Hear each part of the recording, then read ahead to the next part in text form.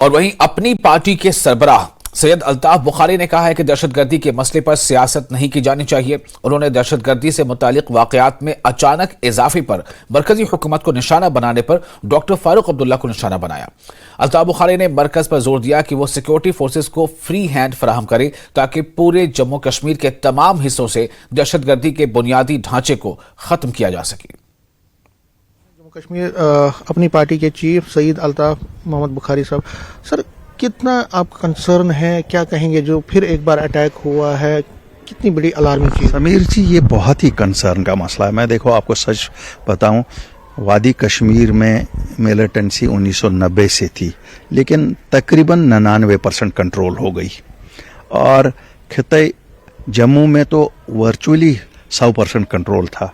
अब जो ये पिछले एक साल से हम देख रहे हैं राजौरी पुंछ इलाके में जो फिर मिलिटेंसी ने सर निकाला है, ये बहुत ही तशवीशनाक हमारे सब के लिए है, क्योंकि एक तो हमारे जवान शहीद हो रहे हैं। मैं यहाँ श्रद्धांजलि पेश करना चाहता हूँ अपनी तरफ से, अपने पार्टी की तरफ से और जम्मू कश्मीर के लोगों की तरफ से इन बहादुर जवानों के लवाकीन को जिन्होंने देश के लिए अपनी ज़िंदगी दी है।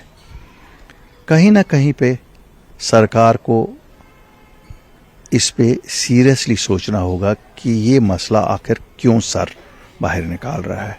क्या हमसे कहीं चूक हो रही है?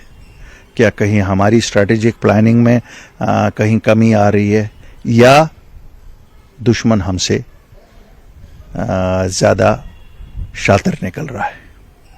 ये तो मिलिट्री प्लानर्स को ही ज़्यादा पता होगी, हमारी इंटेलिजेंस एजेंसीज को ज़्यादा पता होगी, लेकिन जितना हमें मालूम है लोग वहाँ लोकल पॉपुलेशन सपोर्ट मिलिटेंसी को तो नहीं कर रही है।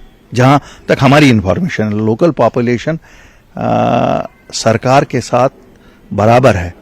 तो क्यों ये फिर बार बार हो रहा है? तो सरकार को इस पे देखना ज़रूर पड़ेगा।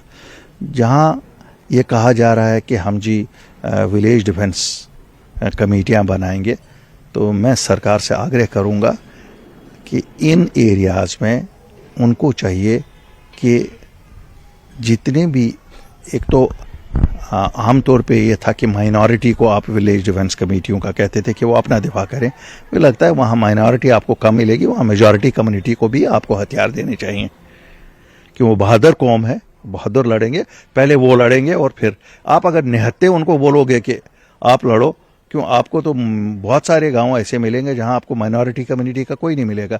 क्या वहां फिर इजी रन है मिलिटेंट्स के लिए? और